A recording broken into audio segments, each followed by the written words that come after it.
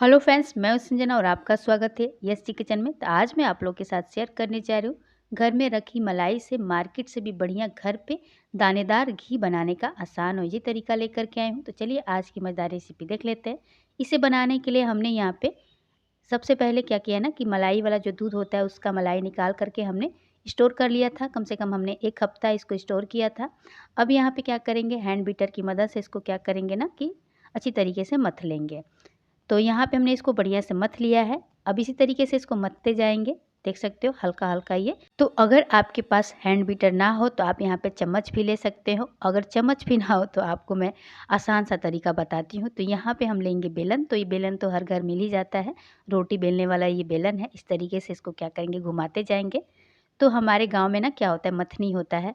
आप लोग मथनी देखे ही होंगे। मथनी से हमारी दादी और नानी मक्खन निकाला करती थी। तो हम यहाँ पे इस तरीके से बेलन से ही कर दे रहे हैं। इससे क्या होगा कि आराम से ये निकल जाएगा। तो यहाँ पे देख सकते हो एकदम से इसमें दाने बन गए हैं और ये चल नहीं रहा है, मतलब कि ज़्यादा मोटा टाइप का हो गया है और हमारा जो मक्खन है एकदम से निकल गया है, देख सकते हो फ्रेंड्स। 2 मिनट और इसको इसी तरीके से चला देते हैं ताकि ये बढ़िया से जो मक्खन है निकल जाए।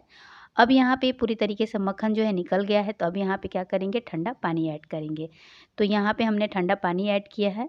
अब इसको थोड़ा-सा फेंट लेते हैं और मक्खन को क्या करते हैं कि निकाल लेते हैं। तो यहाँ पे हाथ की मदद से हम क्या करेंगे ना, सारे मक्खन को निकाल लेंगे। तो चलिए अब निकाल के मैं आप लोग को दिखाती हूँ। ये देखिए, तो यहाँ पे हमने सारे मक्खन को निकाल लिया फ्रेंड्स। इसी तरीके से निकाल करके किसी बर्तन में इसको क्या करेंगे, ट्रांसफ़र कर लेंगे। तो ये देखिए कितना आसान तरीके से हमने इतना सारा मक्खन निकाल लिया है। बिना दही जमाए और बिना किसी ताम-झाम के सीधा मक्खन से ही, मतलब कि सीधा मलाई से ही हमने इतना सारा मक्खन निकाल लिया, देख सकते हो। तो आप इस तरीके से भी मतलब मक्खन को भी रख सकते हो स्टोर करके और बाद में चाहे तो घी बना सकते हो। तो यहाँ पे हमने सारे मक्खन को क्या किया है ना कि निकाल लिया। इसको नैनू भी बोला जाता है हमारे गाँव में। अब इसको क्या करेंगे, धीमी आँच पे पैन को चढ़ा देंगे और आँच को एकदम से धीमा कर देंगे और कम से कम इसको आधे घंटे लग जाएँगे घी बनने में। तो इसको धीमी आँच पे इसी तरीके से छोड़ देना है क्योंकि धीमी आँच पे बढ़िया से घी बनना स्टार्ट होगा। तो थोड़ा-थोड़ा देख सकते हो हल्का-हल्का ये पिघलने लगा है। तो इसको क्या करेंगे, बीच में इस तरीके से चलाते रहेंगे। तो धीमी-धीमी मतलब आँच पे इसको बीच-बीच में चलाते रहिएगा और जो मक्खन है आराम से पिघल जाएगा। और यहाँ पे देख सकते हो घी बनने की प्रक्रिया शुरू होने लगी है, देखिए।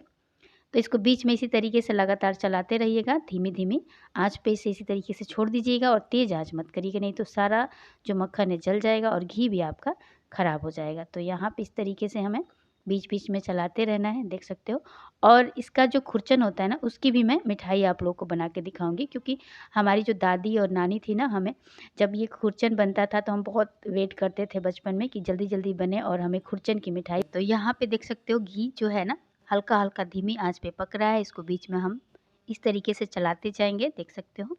क्योंकि चलाते रहेंगे ना, इससे क्या होगा कि जो घी है मतलब कि जो मक्खन है अंदर तक मतलब कि पकड़ेगा नहीं और कढ़ाई भी बढ़िया से छूट जाएगी। क्योंकि क्या होता है ना कि जल जाता है और इसको छुड़ाने में भी बहुत ज़्यादा दिक्कत होता है। तो इसलिए आप इसे लगातार इस तरीके से चलाते रहिएगा धीमी आँच पे, ज़्यादा तेज़ आँच मत करिएगा, फिर से मैं बोल रही हूँ। अब इसमें चाहें तो आप थोड़ा-सा लौंग भी ऐड कर सकते हो, अगर आप लोग को पसंद हो स्वाद के लिए, ना हो तो ऐसे ही आप बना सकते हो, स्किप कर सकते हो। तो यहाँ पे देख सकते हो फ्रेंड्स, जो हमारा मक्खन है अच्छी तरीके से पिघलने लगा है और यहाँ पे हम इसे क्या करेंगे, लगातार चलाते रहेंगे क्योंकि अब ये जो लास्ट स्टेज चल रहा है और अब यहाँ पे जो हमारा खुरचन है बनना तैयार हो गया है, देख सकते हो। तो हमें इसे तब तक पकाना है जब तक कि एकदम से सुनहरा कलर ना हो जाए। ये देखिए फ्रेंड्स, एकदम से ऊपर-ऊपर घी आ गया है और कलर देख सकते हो कितना सुंदर दिख रहा है। तो क्या होता है कि अक्सर मलाई होता है घर पे और समझ में नहीं आता है कि हम उस मलाई का क्या करें। तो इस तरीके से आप बहुत सारा घी निकाल कर के स्टोर कर सकते हो और बहुत आसान तरीका है क्योंकि कम समय में इसे आप बना करके घर पे तैयार कर सकते हो। मार्केट से लाने से बढ़िया है कि घर पे ही घी बनाया जाए और एकदम से प्योर घी। तो देख सकते हो खुरचन हमारा बनना स्टार्ट होने लगा है फ्रेंड्स, ये देखिए। अब लगातार मैं चला रही हूँ इस तरीके से ताकि जो हमारा खुरचन है जले नहीं और इसका कलर भी पहले से ज़्यादा चेंज हो गया, ये देखिए। तब इसको लगातार हमें चलाना है बीच-बीच में। तो पहले हमारी दादी बनाती थी तो हम वहाँ बैठ कर के देखते थे कि हमारी दादी कैसे बना रही है और हमें घी से कोई मतलब नहीं रहता था, हमें तो बस खुरचन खाने से मतलब रहता था कि कब खुरचन खाने को मिले। इसीलिए हम दादी के साथ बैठ कर के वेट करते थे कि जब जल्दी से मतलब कि दादी बनाए और हमें खुरचन खाने को मिले, क्योंकि हमें खुरचन बहुत ज़्यादा पसंद थी बचपन में। तो यहाँ पे देख सकते हो फ्रेंड्स, हमने घी को अच्छी तरीके से मतलब कि चारों तरफ से फैला दिया है और फैला करके इसको चलाते रह रहे हैं ताकि जो खुरचन है जले नहीं, क्योंकि हमें यहाँ पे खुरचन को जलाना नहीं है। और हमारा ये घी अच्छी तरीके से बन के तैयार हो चुका है। तब यहाँ पे लेंगे एक छोटी सी कांच की कटोरी और इसमें चाय छन्नी रख लेंगे और घी को ठंडा करके इसमें मतलब कि ट्रांसफ़र कर लेंगे। तो यहाँ पे घी को चाय छन्नी से छान लेंगे और इस खुरचन को अच्छी तरीके से दबा करके इसका जो एक्स्ट्रा घी है उसको भी निकाल लेंगे। तो यहाँ पे आप लोग देख सकते हो हमारा जो घी है एकदम से बन के तैयार हो चुका है। ये देखिए कितना कलर बढ़िया है, एकदम से गोल्डन गोल्डन कलर आया है और दिखने में भी एकदम से सुंदर लग रहा है। अब इसको हम ठंडा करके आप लोग को दिखाते हैं। देखिए फ्रेंड्स, हम लोग का जो घी है एकदम से ठंडा हो गया है और एकदम से दानेदार हम लोग का घी बन के तैयार हुआ है। एक देख सकते हो मार्केट से भी बढ़िया हमने यहाँ पे घी बना करके तैयार किया है। अब जो बचा हुआ खुरचन है ना, इसमें हम थोड़ा सा गुड़ ऐड करेंगे। तो हमने यहाँ पे गुड़ ऐड कर लिया है। धीमी आंच पे गुड़ को अच्छी तरीके से पिघला लेंगे। अब यहाँ पे मैंने थोड़ा सा चीनी भी ऐड कर लिया है। अगर आप लोग को पसंद ना हो तो आप यहाँ पे स्किप कर सकते हो। और चीनी और गुड़ को बढ़िया से मेल्ट होने देते हैं। 2 मिनट के बाद ये अच्छी तरीके से मेल्ट हो जाएगा। तो यहाँ पे देख सकते हो फ्रेंड्स, हमने गुड़ और चीनी को अच्छी तरीके से मेल्ट कर लिया है। अब यहाँ पे क्या करेंगे ना कि थोड़ी सी हम यहाँ पे ऐड करेंगे भुनी हुई सूजी, जो हमने पहले से ही भून के रखा था।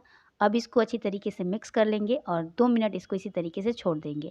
जब ये ठंडा हो जाए तब इसको अच्छी तरीके से आपस में मिक्स कर लेंगे और इस तरीके से लड्डू बना करके तैयार कर लेंगे। तो ये देखिए हमने सूजी की और खुरचन की लड्डू बना करके तैयार कर लिया है। इसी तरीके से सारे लड्डू बांध करके हम रख लेंगे।